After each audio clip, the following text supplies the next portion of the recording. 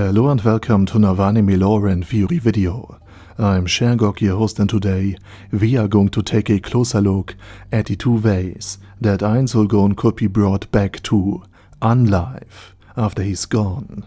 But before we're going to take a closer look at any of this, let me quickly thank my Patreons for supporting this channel, as well as a thanks to all users of the YouTube thanks function for making one-time donations.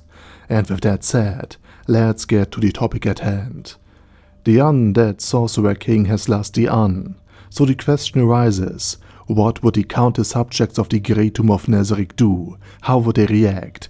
What would happen in the event of his passing? Who takes command? And of course, how can Ainz be resurrected? And to answer the first question directly, Albedo would take command of the entirety of the Great Tomb of Nazarick. In other words, the woman who has no real desire to share Ainz with anyone would be responsible for the welfare of the Great Tomb. That is quite a disturbing thought in itself, since there are indications that she has, among other things, formed a hit squad to eliminate all the other 40 players, if they will ever be found. And Albedo actually thought she had been exposed once before, and profoundly apologized to a somewhat confused Ainz for her transgressions, which just gauging from the reaction Albedo had. And the depth of her fear and anxiety must have been huge. But even if Albedo were to formally take the helm, Pandor's actor, for example, would initially be more loyal to Ainz than Albedo, right off the start, and he's also quite capable of matching her intellectually, and would likely be in a position to organize a resistance together with Demiurge if they both assumed that Albedo intended to harm the Great Tomb of Nazarick.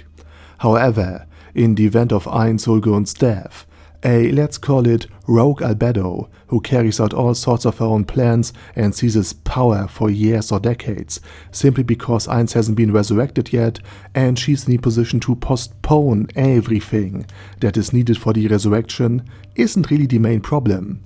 This is because Albedo is of the opinion that Ainz must be resurrected, right then and there, as quickly as possible, whatever the cost may be. This clashes pretty heavily with Demiurge's view.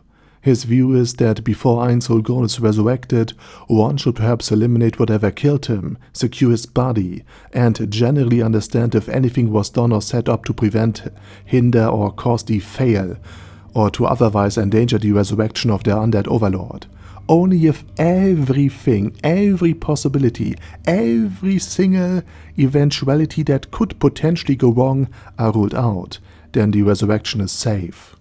In other words, in the case of, let's call it, a complete death of Ainz the question wouldn't be how to strip Albedo of the power over Nazarick so that Ainz could be brought back, or if she would postpone the resurrection in order to cling to power, but rather whether one can stop Albedo from resurrecting Ainz while his position is still under heavy fire.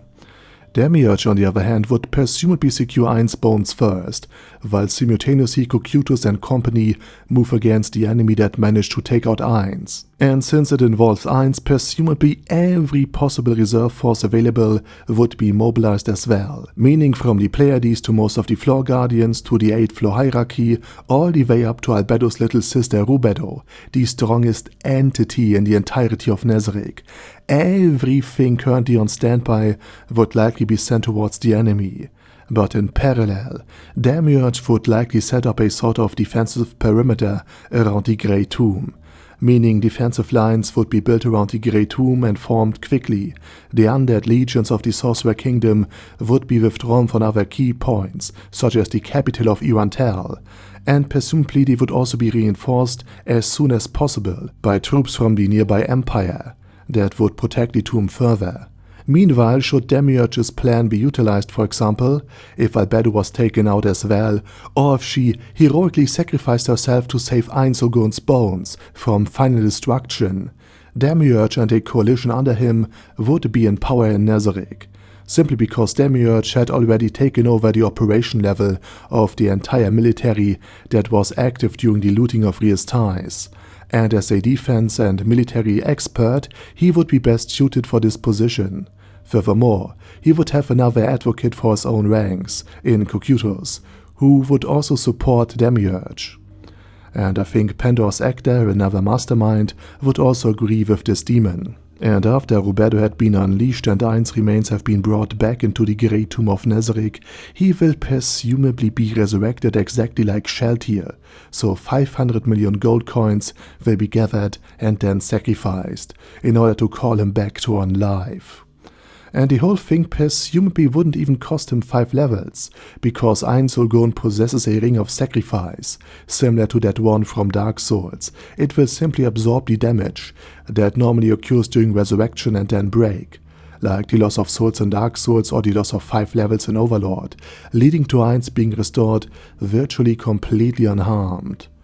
Should that not work, for example because super tier magic or a world item was used, then if necessary, one of their own world items like Panacea would be used as well, and this magically cure all would then remove whatever is preventing Ainz' return and presumably also restore him. In other words, even if Ainz is completely dissolved and banished from existence, such as through the world item Longinius, one can likely counter the state with another world item and bring Ainz back. For weaker curses and anti-resurrection strategies, however, wish upon a star would presumably be sufficient as well. And with that said, this is the video for today, and now it's your turn. What do you think about Ainz, his possible end? And of course, what would happen afterwards? Let me know it down in the comment section. And while you type, I say thank you very much for watching, and have a nice day. Arder Daddy Arder, ASK, Bad Guy, Bad Burrito 316, Beezer, Ben C, Brandon S, Brandon D, Brodo, Chrissy, Crowley0221, Sia, Crystal Prime, Dead Slime, Death is Mercy, Deathless Dragonlord, Demon Xenomorph 1987, Devin Downen, Ding Dong, Dinpep, Dragonlord Placido Saxophone, Duckwagon, Dunkler Krieger, Dystopia, Dystopia II, Enigmatic Unicorn, Feral Shivan, Guy with That Head, Hector Marino, Hoss, Huster, Jacob G, Jana B, Jason, J. Morris, Chromius, Kyle R, Lee K. Long, Legendarius, Lelouch wie Britannia with a Mustache, Lexus Fox, Lord Nishikian Rai, Lord Touch Me, Lofrazer, Merovec, Mr. Shoes, Mr. Tweaker, Michael R, Michael Y, Nope, Oh Hell No, Normal Toad, Oh Kill, Overlord General Gasper, Paddy Pantom, Personage, Ruru, Primus 11, Rhinomere, Kyone Karakos P, Shergox's Daddy, Shadow Lightning Wolf, Shrine Keeper, Sir Axolotl, Super Tier Magic Batista Bomb, Supreme Cheese, Staris, Ted, Texas Deer, The Orc Warboss, Rock Ed Smasher, T.E. Wang, Vash Hawkeye, Vegito 27, Venture Fanatic, Wilhelm, Zinukai, and Zonagon. Thanks guys. Anyway, have a nice day, and I see you soon on my next video.